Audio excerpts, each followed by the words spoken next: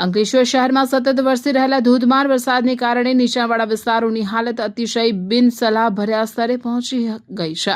ખાસ કરીને શહેરના સંજયનગર વિસ્તારમાં વરસાદી પાણીના યોગ્ય નિકાલના અભાવે પાણી લોકોના ઘરો સુધી ઘૂસી જતા સ્થાનિક રહીશો માટે ભારે વિકટ પરિસ્થિતિ ઊભી થઈ છે। ઘરોમાં પાણી ભરાવાના કારણે સ્થાનિક જનજીવન સંપૂર્ણપણે અસ્તવ્યસ્ત થઈ ગયું છે।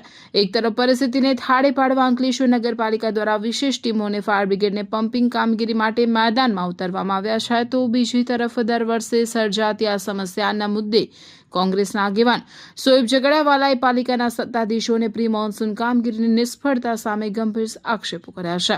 અંકલેશ્વરમાં ગત રાત્રિથી જ અનરાધાર વરસી રહેલા વરસાદના પગલે અનેક વિસ્તારો જળબંબાકાર બન્યા છે। દર વર્ષે ચોમાસામાં પાણી ભરાવાની સમસ્યા વેઠતા સંજયનગરમાં વર્ષે પણ પરિસ્થિતિ ગંભીર બની છે। પૂરતા ડ્રેનેજ નિકાલના અભાવે વરસાદી પાણી માત્ર રસ્તાઓ પર જ નહીં પરંતુ લોકોના ઘરોની અંદર ઘૂસી જતા સ્થાનિકોનું ઘર વખરીનો સામાન પલળી જવાથી ભારે આર્થિક નુકસાન વેઠવાનો વારો આવ્યો છે।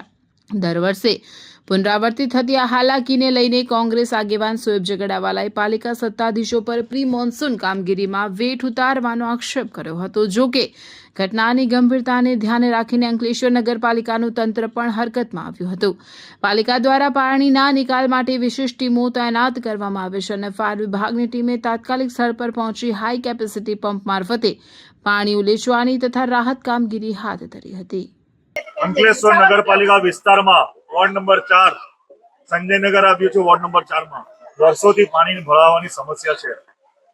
કોંગ્રેસના સમયમાં ઓએનજીસી પાસે માનનીય અહેમદ પટેલ સાહેબે ગ્રાન્ટ પાસ કરાવી હતી। એ ગ્રાન્ટ સગે વગે થઈ ગઈ છે અને આજે પાણીની સમસ્યા તઈની તઈ જ છે। આજે કોઈ સાંભળવા વાળું નથી। આજે જ્યારે માટીના ઢગલા સાફ કરાવવા માટે સભ્યએ માટીના ઢગલા સાફ કરાવ્યા તો એમના પતિની ઉપર એફઆઈઆર કરાવી નગરપાલિકાએ, જ્યારે નગરપાલિકાનું જ જેસીબી હતું અને રસ્તાને તો કોઈ નુકસાન કર્યું નહીં પણ ખોટી ફરિયાદ કરી છે આ લોકોએ અને સભ્યના પતિને જેલમાં મુકાવ્યું છે।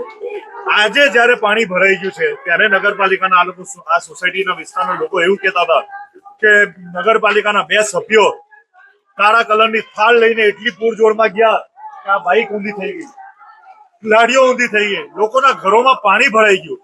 તો તમે સભ્યો છો, તમે થોડુંક તો ડિસિપ્લિન જાળવો ભાઈ। તમે પોતાનું તો ડિસિપ્લિન નથી જાળવતા પણ ભાજપનું નામ તો ના ખરાબ કરો। તમે આ ક્યાં સુધી કરશો આવું? ગયા વર્ષેની તમે પીને સીસીટીવી ફૂટેજ છે ગયા વર્ષોના બી લોકોના ગરીબોને લાડીઓ ઊંધી કરી દીધી હતી। ક્યાં સુધી ચાલશે આવું ગુંડારાજ? ક્યાં સુધી ચાલશે? ભાજપના જિલ્લાના લોકો, જિલ્લાના પ્રમુખે આ હરકતની ઉપર એની ઉપર એક્શન લેવું જોઈએ। આ 2 સભ્યોને બરતરફ કરવા જોઈએ। કેમ કે અમને કોંગ્રેસને તો વિરોધ કરશે તમારું જે ખોટી વસ્તુ છે એનો વિરોધ કરવાના જ છે અમે, પણ કમથી કમ આ જે વ્યક્તિઓ છે એનું તમે તો કઈ કરો। ક્યાં સુધી ચલાવશો આ ગુંડારાજ? ક્યાં સુધી પ્રજાને તકલીફો અપાવશો તમે?